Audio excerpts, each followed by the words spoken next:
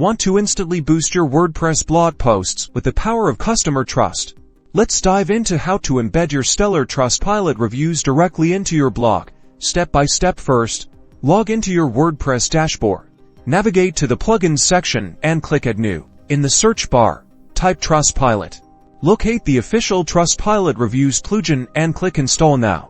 After installation, click Activate. You'll now see Trustpilot in your WordPress menu. Click on it to access the settings you may need to connect your Trustpilot account. Follow the instructions to authenticate. Now, open the WordPress post where you want to embed the reviews in the editor.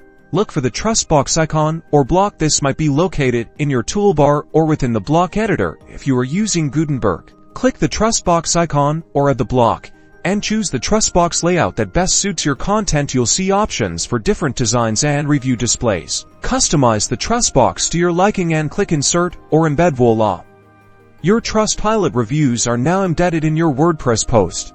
Preview or publish your post to see the live Trustpilot reviews in action. By showcasing your customers' positive experiences, you're adding instant credibility and boosting engagement.